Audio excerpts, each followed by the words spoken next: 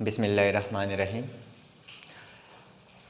अच्छा बच्चों, आज हमारा नेक्स्ट चैप्टर है चैप्टर नंबर 14, इलेक्ट्रोमैग्नेटिज़्म। अब इलेक्ट्रोमैग्नेटिज़्म के इंट्रो आज हमने पढ़ना है, इंट्रोडक्शन जस्ट। असल में इलेक्ट्रोमैग्नेटिज़्म में हम मैग्नेटिक बिहेवियर पढ़ते हैं, इलेक्ट्रिकल चार्जेस का या करंट का कह दें।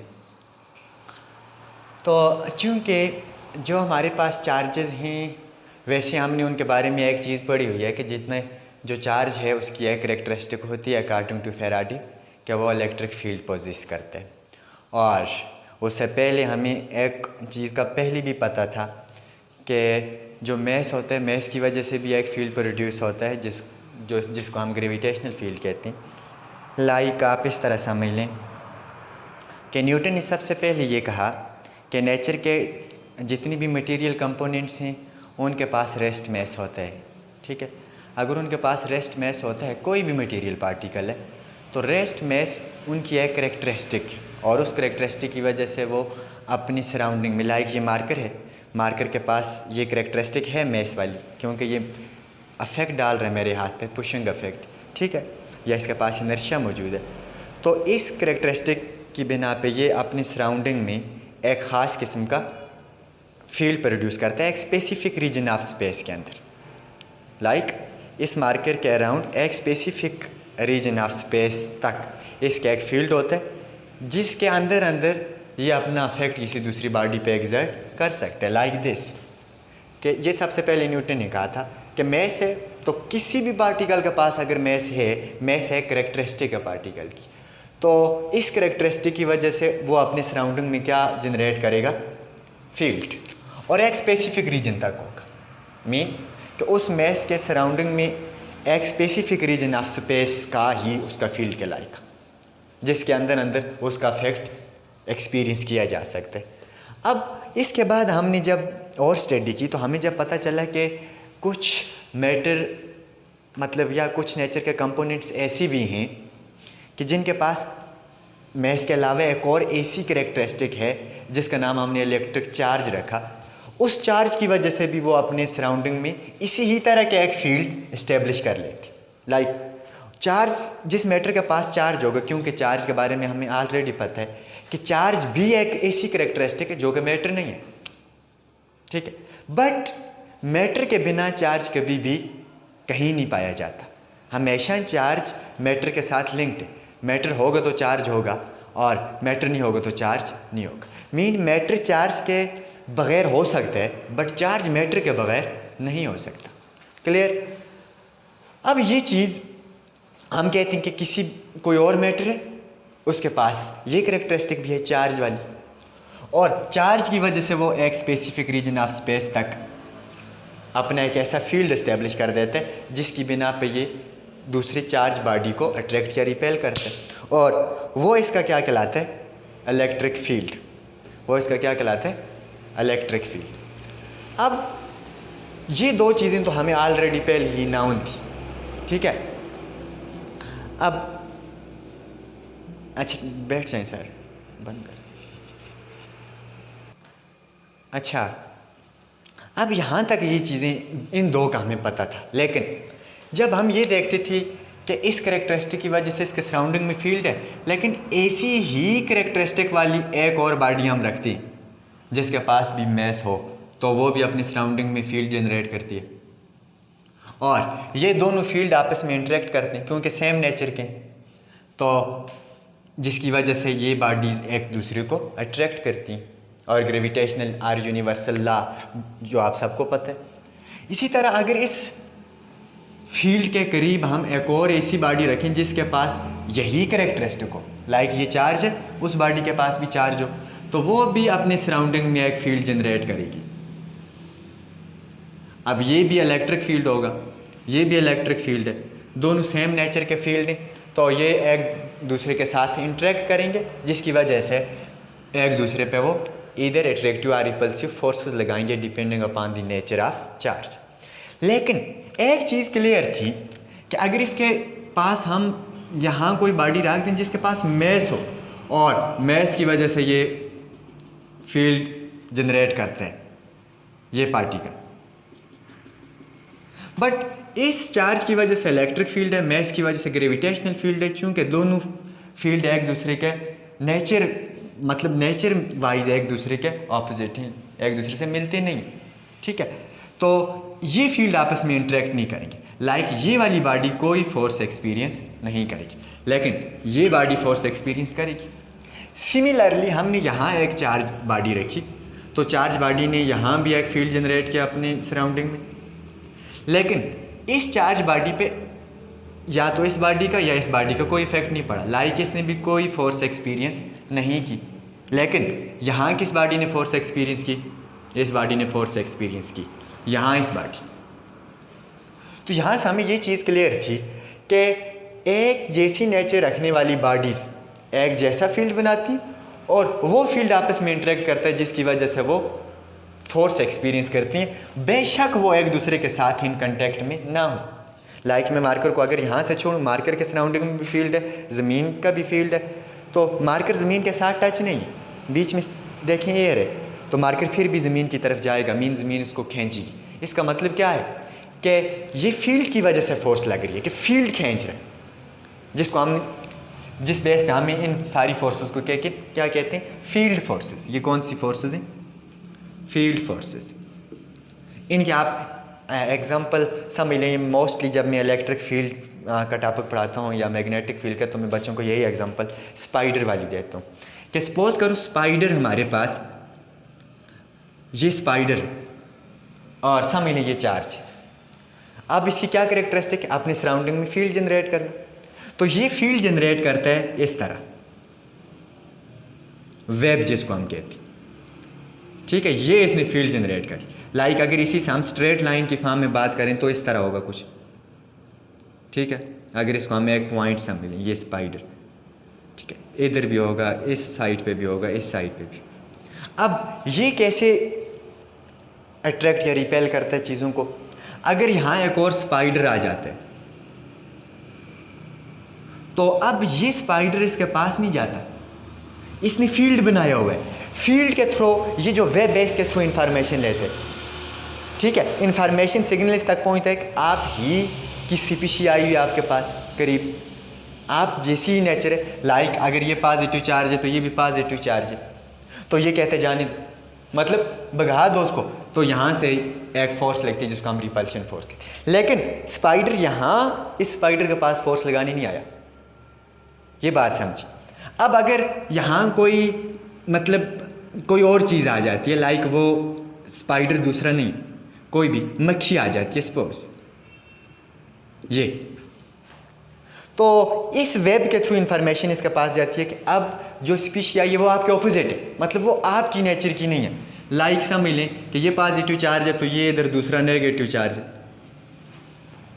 तो ये ऑर्डर देते हैं कि खींच लो, तो यहाँ से इसको खींच लिया जाता है और ये अपनी मज़े से खुराक बना देते हैं, लेकिन ये अपनी जगह से हिलता नहीं, ठीक है। इस वेब के थ्रू ये खींचते बग़ैर कंटेक्ट के, ठीक है। तो इसलिए एक तरह से ये फील्ड फोर्स आप इसको समझ सकते हैं यहाँ इन टर्म्स। अब यहाँ तक हमें ऑलरेडी पता था, और एक और चीज़ भी हम जानते थे, कौन सी? कि यूनिवर्स में मतलब समझ लें कि आयरन का वो मटेरियल हकीकत में होता है, लेकिन एक स्टोन लाइक मैग्नेट होता है, पत्थर की तरह, और वो क्या करता है? वो भी अपनी सराउंडिंग में एक फील्ड जनरेट करता है, ठीक है। और उस फील्ड का हम क्या नाम रखते हैं? लाइक ये मैग्नेट है, और ये भी अपनी सराउंडिंग में एक फील्ड जनरेट करता है, और इस फील्ड का क्या नाम है? चूँकि ये मैग्नेट है तो इस फील्ड को हम कहते हैं मैग्नेटिक फील्ड। इस पत्थर को हम जानते थे पहले से कि इसके सराउंडिंग में एक फील्ड होता है, 1850 से पहले हम जानते थे, क्लियर। और इसकी कैरेक्टरिस्टिक हम नेक्स्ट चैप्टर में पढ़ेंगे कि ऐसा क्यों होता है या वजह क्या है। अब इन चीज़ों के बारे में हम जानते थे, और ये मैग्नेटिक फील्ड अपनी ही जैसी कैरेक्टरिस्टिक रखने वाली दूसरी चीज़ पे अफेक्ट करता था। लाइक दूसरा अगर कोई मैग्नेट हम ले आते थे पास, तो ये उस मैग्नेट को अट्रैक्ट या रिपेल करता था। लेकिन अगर इस मैग्नेट के पास हम चार्ज रखें तो कोई इफेक्ट नहीं पड़ेगा, अगर मैस रखें तो कोई इफेक्ट नहीं पड़ेगा, क्योंकि इन दोनों का फील्ड इससे डिफरेंट है। यहाँ तक हमें पता था। और करंट के बारे में भी हमें पता चल गया था कि चार्ज जब फ्लो करते हैं तो इलेक्ट्रिक करंट प्रोड्यूस होता है। लाइक अगर आपके पास जिस तरह सा मिलें कि वाटर की एग्जांपल सा मिलें कि किसी पाइप में से वाटर के मालिक्यूल जब फ्लो करते हैं तो उनकी फ्लो कैरेक्टरिस्टिक की वजह से एनर्जी प्रोड्यूस होती है, जिस एनर्जी को हम कहते हैं काइनेटिक। ठीक है, तो इसी तरह जब वायर में से इलेक्ट्रिक चार्जेस फ्लो करते हैं तो चार्ज के फ्लो इस कैरेक्टरिस्टिक की वजह से वहाँ एनर्जी प्रोड्यूस होती है, जिसको हम इलेक्ट्रिक करंट कहते हैं। ठीक है, लेकिन वो फ्लो ऑफ चार्ज नहीं होता, चार्ज है, बट चार्ज के फ्लो की वजह से इलेक्ट्रिक करंट जनरेट होता है, ये बात याद रखना। अब मैग्नेटिक बिहेवियर हमने पढ़ना है किसका? इलेक्ट्रिसिटी का। Like electricity mean electric charges का। अब हमें ये पता है कि जब चार्ज फ्लो करते हैं तो फ्लो की वजह से करंट जनरेट होता है। Mean due to flow characteristic of charges they form electric current. अब यहाँ तक हमें पता है, और ये पता है कि अगर चार्ज रेस्ट में होंगे तो वो अपने सराउंडिंग में एक फील्ड बनाएंगे जिसका नाम है इलेक्ट्रिक फील्ड। अब जब हम एक्सपेरिमेंट डिफरेंट करते हैं या साइंटिस्ट ने डिफरेंट एक्सपेरिमेंट किए तो उन्होंने क्या देखा? सपोज एक सर्किट है ये आपके सामने, तो अगर ये सर्किट है, यहाँ से करंट फ्लो कर रहा है। अब इस सर्किट के पास जब हम एक बॉडी रखते हैं लाइक चार्ज बॉडी, क्यों? ये चार्ज है तो इस पे कोई फोर्स नहीं लगती। अगर एक और बॉडी रखते हैं जिसके पास मैस है तो भी इस पे कोई फोर्स नहीं लगती। लेकिन यही बॉडी एक रखते हैं हम कि जिसके पास चार्ज है बट चार्ज को हमने यहाँ से मूव करवा दी, तो चार्ज को जाना किधर था? अकॉर्डिंग टू फर्स्ट लॉ कि स्ट्रेट लाइन, जिस लाइन पे वो मूव कर रहा था उसी लाइन पे मोशन अपनी कंटिन्यू रखनी चाहिए लॉ ऑफ इनर्शिया के अकॉर्डिंग। बट हुआ क्या? हम देखते हैं कि जो ही हमने बैटरी को ऑन किया इलेक्ट्रिक करंट फ्लो कर, और इस वायर के करीब से हमने चार्ज को ऊपर मूव करवाया तो हमने देखा कि चार्ज बजाय ऊपर जाने के यहाँ से बेंड हो गया। इसका मतलब है लॉ ऑफ इनर्शिया ये कहता है कि कोई बॉडी जिस स्टेट में है उसी स्टेट में रहेगी। कब तक? जब तक कि कोई एक्सटर्नल फोर्स हम लगा कर उसकी स्टेट चेंज ना करें। तो according to that law charge को इसी ही स्टेट में रहना चाहिए था, स्ट्रेट मोशन। इसकी बेंडिंग ये शो करती है कि there must be a force that is experienced by charge particle due to which it changed its trajectory।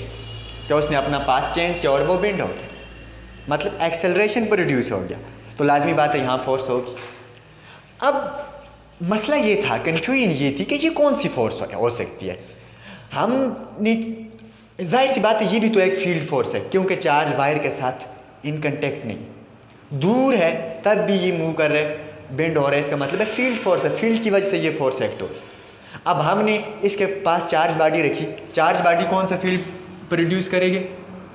Electric, लेकिन कोई फोर्स नहीं लगी। इसका मतलब है ये वायर के अराउंड एक ऐसा फील्ड है जो इलेक्ट्रिक फील्ड पे बिल्कुल भी कोई इफेक्ट नहीं करता। मैस रखा तो तब भी कोई इफेक्ट नहीं किया, ज़ीरो फोर्स इसने एक्सपीरियंस की। इसका मतलब है ग्रेविटेशनल फील्ड के साथ भी ये इंटरेक्ट नहीं करता।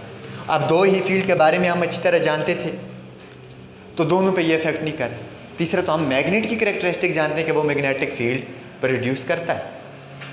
अब हमने तीसरा फील्ड चेक करने की कोशिश की, बट ये मतलब कॉन्शियसली ऐसा नहीं हुआ, अनकॉन्शियसली या समझ लें आप एक्सीडेंटली ये ऐसा हुआ कि हमें पता चल गया कि ये फील्ड कौन सा।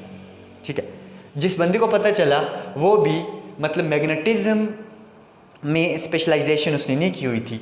ठीक है, वो इलेक्ट्रिसिटी पे वर्क कर रहा था और सडनली उसने देखा और उसने ये चीज़ ऑब्ज़र्व की और उसने बताया।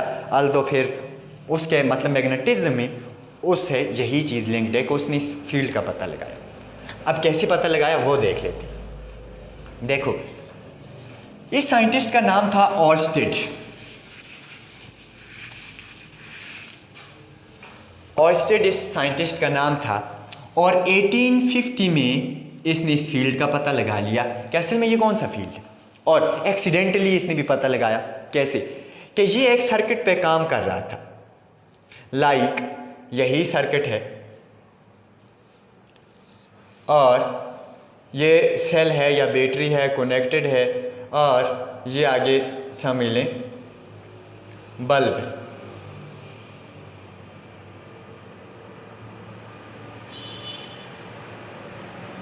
ठीक है, अब ये जो ही बैटरी को ऑन करता है तो बल्ब लाइटनिंग शो करता है। इसका मतलब ये है कि सर्किट में क्या पास हुआ, इलेक्ट्रिक करंट। और ये इस एक्सपेरिमेंट पे, इलेक्ट्रिसिटी पे एक्सपेरिमेंट कर रहा था, वर्क इस एक्सपेरिमेंट पे कर रहा था। सडनली इसकी नज़र पड़ी कि जो एक्सपेरिमेंट जहाँ ये परफॉर्म कर रहा था वहाँ करीब एक मैग्नेटिक नीडल थी। मैग्नेटिक नीडल मतलब इस तरह समझ लें कि मैग्नेट की बनी हुई थी। जिस तरह मैग्नेट के दो पोल होते हैं, नॉर्थ और साउथ। अगर हम किसी भी मैग्नेट को लटकाएं तो ये इस तरह वो अपनी पोजीशन ओरिएंट कर लेते हैं, क्योंकि स्पेस में कोई और फील्ड या मतलब अर्थ के करीब कोई और फील्ड अगर ना हो तो ऐसी करते। अगर इसके पास कोई और फील्ड ले आए तो फिर उस फील्ड के अकॉर्डिंग ये ओरिएंट होते। ये ग्रेविटेशनल या फिर समझ लें कि अर्थ के मैग्नेटिक फील्ड की वजह से ये अपनी पोजीशन हमेशा ऐसे ही अरेंज करते। आप चाहे एक दीवार के साथ मैग्नेट को लटकाएं, दूसरी के साथ, तीसरी के साथ, पोजीशन उनकी यही रहेगी। ठीक है, अब ये आप जानते हैं ये मैग्नेट है, क्लियर है। अब इसी तरह अगर हम मैग्नेट नीडल बनाएं तो वो भी अपने आप को इसी तरह ओरिएंट करती है, नॉर्थ और साउथ, क्लियर। ये हमने मैग्नेट नीडल बनाया। लेकिन अगर हम जो ही इसके पास कोई और फील्ड लाते हैं तो ये उसी फील्ड के अकॉर्डिंग अपनी पोजीशन ये नीडल चेंज करती है।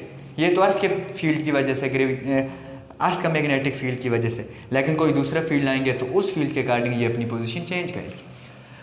हुआ ये कि ऑर्स्टेड एक्सपेरिमेंट कर रहा था और यहाँ एक मैग्नेटिक नीडल उसके एक्सपेरिमेंट कंपोनेंट्स के पास पड़ी हुई थी। लाइक लेट्स सपोज कि ये नॉर्थ और साउथ, क्लियर। अब उसने जो ही बटन ऑन किया तो वो देखते हैं ये मैग्नेटिक मूव कर रही। बटन ऑफ करता है, ये दोबारा वापस अपनी ओरिजिनल हालत में आ जाती है। लाइक फॉर एग्जांपल कि उसने बटन ऑन किया, यहाँ से करंट फ्लो हुआ तो ये मैग्नेटिक इस तरह टिल्ट हुई इस डायरेक्शन। जो ही इसने बटन ऑफ किया, जब करंट ज़ीरो नहीं है तो मैग्नेटिक नीडल इधर टिल्ट हुई, अपनी स्टेट चेंज की। जो ही बटन ऑफ किया, करंट ज़ीरो हुआ तो मैग्नेटिक नीडल किधर मुड़ गई, वापस अपनी ओरिजिनल हालत। इसका मतलब है कि ये वायर है, वायर के करीब ये मैग्नेटिक नीडल है, तो जो ही वायर में से करंट पास होता है, सपोज ये यूँ डिफ्लेक्ट होती, ठीक है। हम बैटरी को ऑफ करते हैं, करंट ऑफ होता है, ये वापस अपनी ओरिजिनल हालत में आ जाती है। मतलब ये कि जब करंट इसमें से फ्लो करता है तो मतलब विदाउट कंटेक्ट इसका टिल्ट होना बताता है कि इस पर फोर्स लग रही है। लेकिन चूंकि हमें पता है कि ये मैग्नेटिक नीडल है, इसके सराउंडिंग में कौन सा फील्ड है, मैग्नेटिक, तो लाजमी बात है मैग्नेटिक फील्ड से इंटरेक्ट करेगा। तो करंट की वजह से इसके सराउंडिंग में भी ऐसी ही नेचर का फील्ड पैदा होता है जो इसको इसके साथ इंटरेक्ट करके फोर्स लगाते हैं नीडल पे। जब हम ऑफ करते हैं बैटरी, करंट ऑफ होता है, ये वापस अपनी ओरिजिनल हालत में। ओरिजिनल हालत मतलब मीन कि अर्थ के फील्ड के अकॉर्डिंग ये अपने आप को स्टेब्लिश कर लेती है। जब वायर में करंट प्रोड्यूस होता है तो उस फील्ड के अकॉर्डिंग ये अपने आप को इस्टेब्लिश करती है अपनी पोजीशन। तो यहाँ से उसने ये कहा कि असल में जो करंट फ्लो हो रहा है, करंट फ्लो होने की वजह से मैग्नेटिक नीडल पे फोर्स लगना ये बताता है कि वायर के सराउंडिंग में भी एक ऐसी ही नेचर का फील्ड पैदा हुआ है जिसने अपनी ही नेचर के फील्ड के साथ इंटरेक्शन की और फोर्स लगाई। तो उस बिना पे हम कहते हैं कि वायर के अराउंड एक मैग्नेटिक फील्ड ही प्रोड्यूस हो जाती है। और ये मैग्नेटिक फील्ड किस वजह से होता है, इलेक्ट्रिक करंट। लेकिन करंट क्या है कि ये फ्लो ऑफ चार्जेस की वजह से प्रोड्यूस होता है, फ्लो ऑफ चार्जेस इसको बनाते हैं। तो इट मीन्स जब इलेक्ट्रिकल चार्जेस फ्लो में होंगे तो वो क्या बनाएंगे, मैग्नेटिक फील्ड। जब इलेक्ट्रिकल चार्जेस रेस्ट में होंगे तो वो क्या बनाएंगे, इलेक्ट्रिक फील्ड। लेकिन सवाल ये पैदा होता है यहाँ, एक और इंटरेस्टिंग सवाल है कि चार्ज इस वायर में से मूव कर रहे हैं या इधर से चार्ज मूव कर रहे हैं, वो मैग्नेटिक फील्ड तो बना रहे हैं, लेकिन जब हम एक और चार्ज बॉडी उसके पास रखते हैं तो वो इस पर फोर्स नहीं लगाती, क्योंकि रेस्ट में ये चार्ज, तो इलेक्ट्रिक फील्ड। अब ये भी तो चार्ज ही है ना, तो यहाँ इलेक्ट्रिक फील्ड क्यों नहीं है? अगर ये चार्ज की फ्लो कैरेक्टरिस्टिक मैग्नेटिक फील्ड बना सकती है, तो चार्ज खुद भी तो है ना, वही फ्लो कर रहे हैं, तो क्या वो इलेक्ट्रिक फील्ड नहीं बना सकते? हमने कहा है कि चार्ज इलेक्ट्रिक फील्ड जनरेट करते हैं हमेशा, तो यहाँ क्यों नहीं किया? इस चार्ज पे फोर्स करना लगना बताता है कि यहाँ कोई इलेक्ट्रिक फील्ड वायर के सराउंडिंग में नहीं है। अब इसका सिंपल आंसर है कि जब वायर में से चार्ज फ्लो करते हैं, वो तो चार्ज फ्लो करते हैं, ठीक है, बट नेट चार्ज वायर के अंदर ज़ीरो होते हैं, कि जितने मतलब प्रोटॉन होते हैं इतनी इलेक्ट्रॉन होती, क्योंकि atom as a whole neutral होते हैं। तो it mean metal as a whole neutral होती है, वो फ्री चार्जेस में फ्री बाउंडेड, मतलब वो वीकली बाउंडेड होते हैं, एक तरह से वेनिस बैंड में होते हैं वो चार्जेस जो मूव करते हैं, लेकिन नेट चार्ज ज़ीरो होता है वायर के अंदर, जिसकी वजह से हम कोई इलेक्ट्रिक फील्ड प्रोड्यूस नहीं होता, और उनके फ्लो कैरेक्टरिस्टिक की वजह से मैग्नेटिक फील्ड जनरेट होता है, ठीक है, करंट के साथ। अब यहाँ तक हम पहुँच गए कि मैग्नेटिक फील्ड प्रोड्यूस होता है करंट की वजह से। ये एक यूनिवर्सली नाउन हमारे पास एक्सपेरिमेंट, बाद में इन पे एक्सपेरिमेंट भी किए गए और वाकई ऐसा ही पाया गया कि जब भी इलेक्ट्रिक चार्जेस फ्लो करेंगे, इलेक्ट्रिक चार्जेस मूव करेंगे, तो motion of electric charges always generates magnetic field. तो इसको हम इससे एसोसिएट कर सकते हैं कि electric current generates magnetic field, क्योंकि मोशन करंट बनाती है, तो इससे भी आप एसोसिएट इसको कर सकते हैं। अब अगली बात यह है कि हमारे पास फील्ड तो आ गया, लेकिन फील्ड की डायरेक्शन क्या होगी? इस फील्ड की डायरेक्शन हम कैसे मेजर करेंगे? तो फील्ड की डायरेक्शन हम इजीली निकाल सकते हैं बाय यूजिंग मैग्नेटिक नीडल, क्योंकि magnetic needle external magnetic field के अकॉर्डिंग ही अपनी पोजीशन चेंज करती है। अच्छा,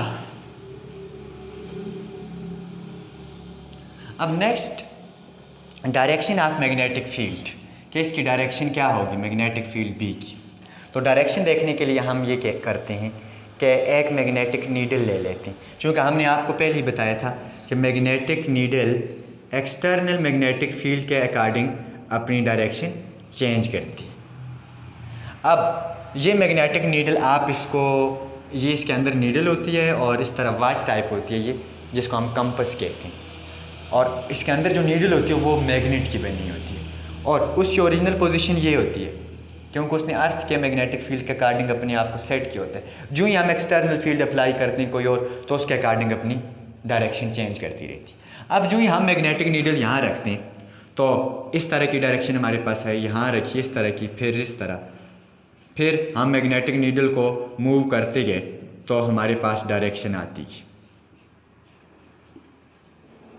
और फाइनली हमें ये पैटर्न मिला, और ये पैटर्न ये बता रहा है कि मैग्नेटिक फील्ड इस वायर के अराउंड कुछ ये डायरेक्शन पोजेस करेगा, यूं, और इस तरह बैक साइड से भी। अगर ये डायरेक्शन मैग्नेटिक फील्ड की बन रही है, वायर अगर वायर ही है, वायर में से करंट ये ऊपर जा रहा है, तो इसके अराउंड मैग्नेटिक फील्ड यूं होगा एंटी क्लॉकवाइज। लाइक इसको मैं यहाँ अगर बनाऊँ तो ये इस तरह होगा, और ये वायर है, वायर में से करंट आप जा रहे, क्लियर, और मैग्नेटिक फील्ड की डायरेक्शन ये होगी। अब ये एक चीज़ हमें और बताती है कि मैग्नेटिक फील्ड असल में कर्व्ड फॉर्म में होगा, स्ट्रेट लाइन में मैग्नेटिक फील्ड नहीं होता। अब दूसरा पॉइंट ये आता है हमारे पास कि मैग्नेटिक फील्ड किसी एक पॉइंट से स्टार्ट या किसी दूसरे पॉइंट पे ख़त्म भी नहीं होता। जैसे हम ये कहते हैं कि पॉजिटिव चार्ज और नेगेटिव चार्ज, पॉजिटिव चार्ज से इलेक्ट्रिक फील्ड स्टार्ट और नेगेटिव पे ख़त्म, ठीक है, मेन केस का ये स्टार्टिंग और ये फिनिशिंग पॉइंट है। बट यहाँ कोई मैग्नेटिक फील्ड का स्टार्टिंग और फिनिशिंग पॉइंट नहीं है, ना ही स्टार्टिंग पॉइंट है ना ही फिनिशिंग पॉइंट है, ठीक है। इसी तरह अगर हम ये कहें कि अगर एक पोल हो सिर्फ पॉजिटिव चार्ज, तो तब भी इलेक्ट्रिक फील्ड प्रोड्यूस होगा, एक ही पोल हो नेगेटिव चार्ज, तो तब भी इलेक्ट्रिक फील्ड प्रोड्यूस होगा, दोनों इकट्ठे हों तब भी। लेकिन ऐसा मैग्नेटिक फील्ड के केस में नहीं होगा, क्योंकि मैग्नेटिक फील्ड का यहाँ देखो कोई स्टार्टिंग पॉइंट नहीं है, फिनिशिंग पॉइंट नहीं है, कोई पोल एग्जिस्ट नहीं करता। मतलब ये कि मैग्नेटिक फील्ड का मोनोपोल एग्जिस्ट नहीं करता। और इसका कोई भी स्टार्टिंग एंड टर्मिनेटिंग पॉइंट नहीं होता।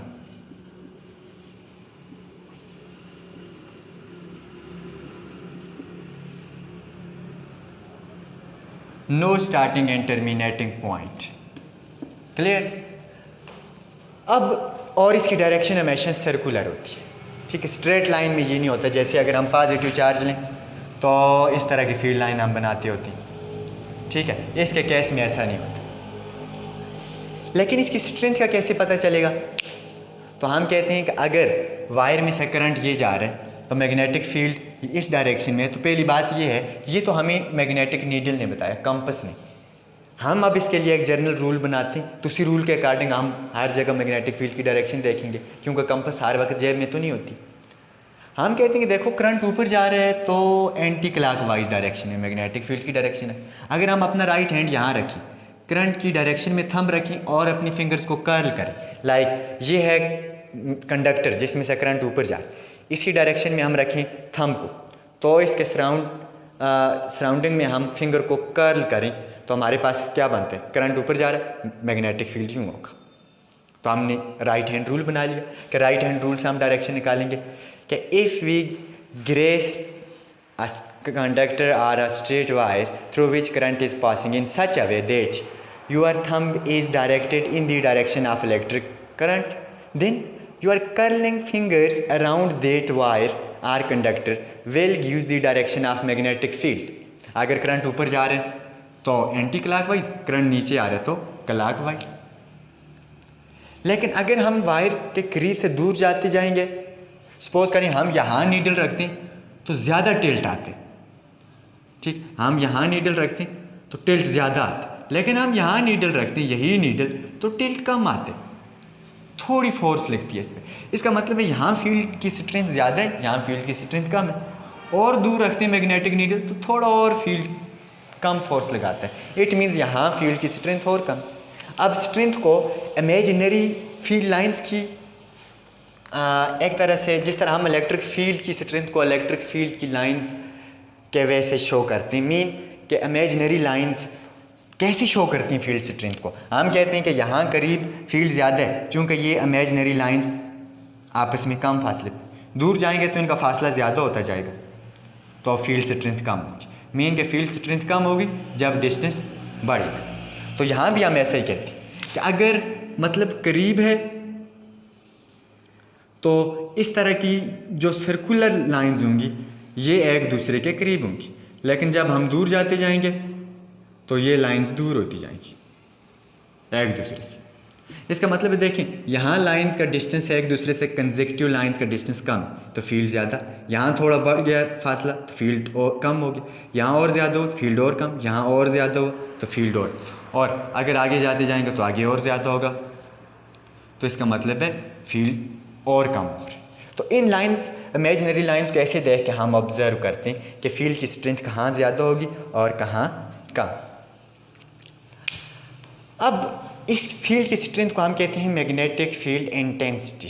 Magnetic field intensity. अब मैग्नेटिक फील्ड की क्या क्या कैरेक्टरिस्टिक्स हो सकती हैं?